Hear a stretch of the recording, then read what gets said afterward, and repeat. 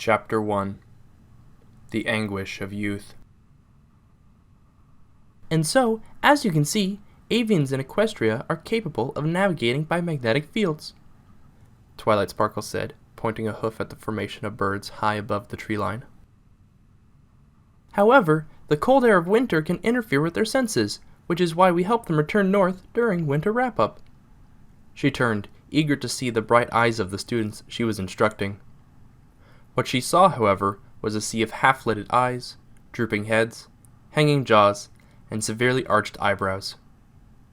Cheerily smiled and trotted next to Twilight. "Thank you for that detailed lesson on bird migration." She turned back to the students. "Every pony, thank Dr. Sparkle." "Thank you, Dr. Sparkle," the students droned. Twilight smiled sheepishly. "Please, just Twilight is fine. My doctorate isn't enough to—" "Now," Cheerily said with a warm smile, "I think it's time we went back to Miss Fluttershy's backyard. I believe she has some animals we can play with." "Well, I have a slideshow about the Her words were lost under the chorus of cheers and a stampede of hooves as the fillies and colts raced around the cottage. As she watched the fleeing foals, Cheerily gave her an apologetic shrug, then trotted after her students. Left alone, Twilight rolled her eyes. "Foals these days. I just hope Applejack and Rainbow Dash are having better luck with their lessons than I am." With an only slightly annoyed groan, she stood back up and trotted over to the nearby picnic table. The sounds of excited foals echoed across the peaceful fields that surrounded Fluttershy's cottage. The field trip was in full swing.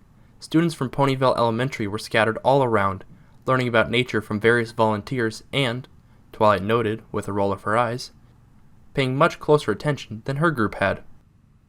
"Yeah!" A chorus of thunderous hoof-falls came from behind Twilight. She turned and her jaw went slack. A large bull with razor-sharp horns was charging towards her, bucking and snorting wildly, a rope tied to its neck. Applejack stood atop the raging beast, the thick rope between her gritted teeth. Twilight felt the ground shake as the bull thrashed, trying to dislodge the farm pony, but Applejack held fast. A crowd of young fillies and colts cheered loudly as they watched the display. The lumbering bull came to a stop beside the picnic table, and Applejack jumped off. "Thank you kindly, Bobby Ray. We sure gave them young'uns a show, didn't we?" "Anytime there, AJ." The massive bull cricked his neck to the side as he walked away. "Next time, just don't tie your rope so tight there. You almost gave me rope burn." "Sorry. Say hi to Daisy Joe for me." She removed her hat and wiped the sweat off her brow, turning to Twilight.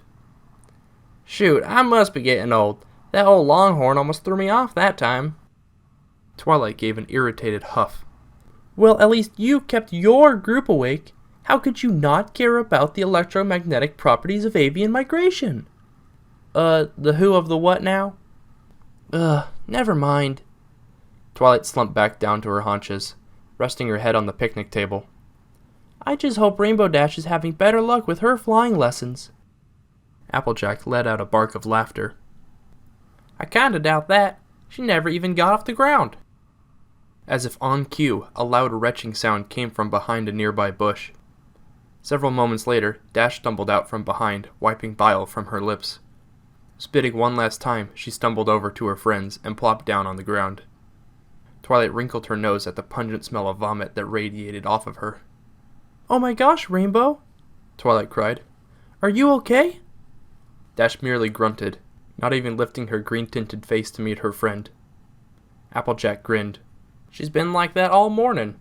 I told her she needs to go home and rest, but you know her." She bent over Dash, the same smug grin on her face.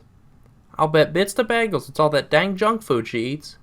"Stuff it, Hayseed," Dash moaned, rolling over on her back. "I'm the best flyer in Equestria, a world-famous athlete. An upset stomach isn't gonna stop me from seeing my fans. Besides," she said, looking up at Applejack with red-rimmed eyes, "it couldn't be food. Mac cooked dinner last night, not you." "Hey, now Missy, my cooking's just as good—" "So, Dash," Twilight interjected, stepping between the two. "You spent another night at Sweet Apple Acres?" A sly grin graced her lips.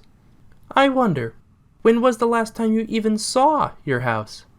Hey, I don't stay over that much. I've only spent the night twice this week. Twilight raised an eyebrow. Rainbow Dash, it's Tuesday. Dash shot a confused stare at Twilight while a cricket beneath the table chirped, unaware of its excellent timing.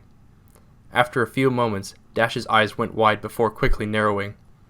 So what? Mind your own business, egghead. I'll remember that the next time you come to check out the latest daring do, Twilight said with a slight smile. At this, Dash finally stood and opened her mouth to reply, but all that came out was a loud burp, accompanied by an angry growl from her stomach. Putting a hoof to her mouth, she sat back down on her haunches, the green tint to her face growing darker. After a moment, she laid back down roughly. Whatever, Twi. Rainbow, it's not some big shock that you're staying over there. It's been what, a year now? 10 months, Applejack chimed, earning a glare from Rainbow. Applejack just shrugged her shoulders. What, he's my brother, and you're one of my best friends. You don't think I'd keep track of something like that? All right, Dash said, finally rising to her hooves. Can we please change the subject? We're supposed to be helping Fluttershy with the foals, not gossiping. Yeah, come to think of it, I ain't seen Fluttershy all morning, Applejack chimed in. I wonder if she's doing okay. As if on cue, a loud bleating from an unidentifiable animal sounded from a swarm of students around the house. Above the din of laughter, a frail voice was barely audible. Oh, please don't. No, honey, you shouldn't. Oh, they really don't like it when you... Oh, dear. The three mares looked at each other for a moment. Maybe you're right, Dash, Twilight said, already turning to walk over. Go, Hickory! Hickory Smoke charged forward, his face twisted in determination, and with a loud grunt he kicked with all his might, earning a satisfying slap as the rubber ball went flying. He looked up and saw the red ball sailing high into the air and over the group of foals that stood at the sidelines. From behind him, a chorus of groans erupted. Aw, come on, Hickory, it was only an 8-length shot, yelled the yellow unicorn filly. Hickory rolled his eyes. Well, excuse me for trying to win the game, Pumpkin. Quick, some pony get it. Turning his head at the unknown voice, Hickory saw the ball hit the ground and continued to roll towards the edge of the Everfree. Several ran, but none of the foals were fast enough, and it bounced right into the thick brush, its ending point unknown. Great job, Hickey, said a tan Pegasus. Poundcake stepped next to his twin sister, both glaring at Hickory. Now we can't play anymore. There was another round of groans from the gathered foals. Hickory cringed at his nickname, looking back at his cutie mark, a smoking grill. His family had made the best barbecue in Ponyville for generations, but he still sometimes cursed his name. Pumpkin turned to glance at Hickory. No, it's okay. It couldn't have rolled far. Some pony could just go in and get it. Yeah, some pony just needs to go get it, Pound added. Go get it from the Everfree Forest. The foals collectively turned their heads to the line of dense brush. Around the schoolyard, the dangers of the wild forest were known more from myth than fact, but every pony knew the stories, tales of wild dragons, ravenous timber wolves, and giant ursas, all waiting to gobble up any unsuspecting foal who dared enter their domain. Slowly, all eyes turned back to Hickory. He gulped. Oh, come on, guys. Recess is almost over anyway. Let's just head back to the animals. What's the matter, Hickey? You scared? Taunted Pound. No, I just don't think that I could find it before recess is over. Hickory attempted a grin, hoping to escape his fate. Hickey's a chickie. Hickey's a chickie. Pumpkin jeered. The chant grew louder as more and more foals joined in. Steeling his resolve and setting his jaw, Hickory shouldered past the group of taunting foals and marched with determination towards the row of trees. That determination faltered along with his hoof steps as he approached. The line of trees was so thick that he could not see past the first few hoof lengths.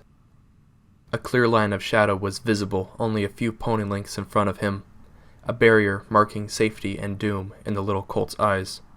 His knees began to rattle, and he turned back to the group. Their taunts had grown silent, replaced by a sense of fearful respect. "He's actually going to do it," whispered some pony. Turning back to the trees, he took a deep breath and ran forward.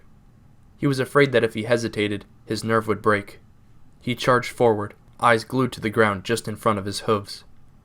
A chill seemed to wash over him the instant he crossed the line of shade. His hoof falls echoed loudly in his mind, as he ran for a good few seconds more before finally slowing and opening his eyes. Almost immediately, he wished he hadn't. Jagged shadows obscured his vision, and strange animal noises came from behind the rows of vegetation. Beads of sweat fell from his brow, but he pressed onward. "I will not be a chicken." He looked around him, but couldn't see the ball anywhere, so he traveled on, scanning the forest floor. Dead leaves crackled under his shaky hooves as he walked, the trees towering over him, making him feel even smaller than he was. He let out a loud yelp when the bush next to him shook. Jumping sideways, he turned to face it. Who's there?" The small bush shook harder, the crackling of leaves getting louder. Hickory bit his lip, his hind legs tensing to run as the sound grew clearer. He cringed away instinctively when a small, furry head poked out of the shrub. The fox looked up at the colt, its head cocked to the side inquisitively. Hickory let out an annoyed sigh. "Go on, get out of here," he said, waving his hoof at the fox. It let out a quiet yip and ran away. He watched the small creature run away, then continued his search. As he crested a small hill, he weighed being labeled a chicken against being gobbled up by some creature. "Okay, that's far enough. I'm not going any fur—" His thoughts were cut off as his front hoof caught on a root, and he fell head over hoof down the hill, finally landing with a dull, wet slap. He groaned, his knees aching from the tumble. "Great, I'm a chicken, I'm hurt, and I'm covered in mud." He spat, the foul-tasting mud causing him to retch. Hickory opened his eyes to see a pair of purple eyes staring at him, unblinking. "What the—" "Feeling better, Dash?" Twilight asked. After helping Fluttershy with the wild foals, Dash had run back to the bushes again. She had emerged a few minutes later, her mane still unruly, but her face no longer carried the deep green tint. Yeah, it's just a bug or something. Fluttershy is making me some herbal tea. She says it'll help. I'll be fine." She turned back to Cheerilee with a sheepish grin. "It's a real shame I didn't get to those flying lessons." Cheerilee just smiled. "Oh, it's okay, Rainbow Dash. I didn't expect—" A loud chorus of shrieks interrupted her. Turning their heads, the mares saw a stampede of young foals running and screaming in terror. They dashed over to the group, blocking their path. "My little ponies, what's wrong?" Cheerilee asked. "Hickory Smoke is hurt!" one of the fillies cried. Twilight looked behind the filly and saw a small colt walking very slowly towards them. His movements were slow, as if his body was moving on instinct rather than thought. Cheerilee and Twilight ran over to him. While Dash and Applejack stayed with the panicking foals, Twilight reached the colt first, but the sight caused her to take a half step back, gasping loudly. The young colt was a mess. Half his face was covered in blood. The right side of his blonde mane was plastered to his head, and his fur was dotted by dark splotches of red. "Hickory!" Cheerilee knelt down to help, but the colt didn't acknowledge her. He stood rooted to the spot in front of her, staring ahead at some distant point. "Some pony get a doctor!" It was then that Twilight noticed the look on his face. His lower lip was quivering, but what stood out were his eyes. They stared ahead, unblinking, with pupils drawn in to pinpricks. Twilight waved a hoof in front of the foal, but got no response. "Hickory?" When the colt still failed to answer, she took hold of him by the shoulders and shook him gently. "Hickory!" The colt slowly turned his eyes to Twilight. "I found the ball," he said with a tiny voice. "Behind the tree." Twilight felt bile rise in the back of her throat as she studied him. "There's so much blood." She ran a quick scanning spell over the foal, trying to find the source of his injuries. After a few moments, she could find nothing wrong, save a few scrapes on his legs. She glanced back at Hickory's face. "Hickory, where are you hurt?" "I'm not." "What?" "It's not mine." A strong tremble spread through the colt. "It's not mine. It's not mine." He fell to the ground sobbing. his body shaking violently. Cheerily hugged the colt close as Fluttershy landed next to them, a first aid kit held in her mouth. Twilight stood back up as she took in the colt's words. But then who? She looked up and saw a trail of small, bloody hoofprints leading from the forest. Curiosity taking over, she left the quivering foal with Cheerily and followed the trail. She could hear the chaos behind her growing quieter, the panicking cries of the foals blending in with the shouts from her friends, desperately trying to calm them down. A small break in the row of foliage appeared before her, but deep shadows were all she could see beyond it. She ducked her head and entered the tree line, the dangers of the woods far from her mind. She had to suppress a shudder as she thought back to the blood-soaked colt. Twilight had never been particularly squeamish. As a young scientist, she had taken enough biology classes that the insides of a small creature were nothing new to her. The more she thought about it, though, the more her stomach would turn. There's no way that much blood came from a frog. The trail of crimson began to grow thicker, the path clear, even in the dark shadows of the Everfree. Twilight followed the smears of blood further, and a small hill came into view, the tops of a few trees visible above the crest. Twilight started up the hill, but jerked to a halt. She wasn't very deep in the forest, but in the wild woods of the Everfree Forest, it was deep enough. Already she could barely see the path that she had followed. Tall trees with broad leaves blocked out the sun, casting eerie shadows across the forest floor. A low thrumming sound came from across the hill, and an odd, pungent stench wafted into her nostrils. Twilight shuffled back and forth on her hooves. Whatever the colt had found had scared him half to death. It was probably just some dead animal, she reasoned. This is the Everfree Forest. The thought did little to comfort her. Her eyes darted back and forth at every sway of the trees around her, the dull humming from before growing louder. Eventually, her curiosity won the battle over her nerves, and she crept forward to the top of the hill and looked down. As she looked, her brain could only process flashes of the scene. The loud droning of a swarm of flies, a large pool of congealed blood, a pile of grayish viscera, faintly glistening in the midday sun, laying on top of a light purple frame. A face, trapped in a look of pain, tongue hanging limply to the side. And somewhere far away, a pony screaming, a scream that, to Twilight's confusion, sounded very much like hers.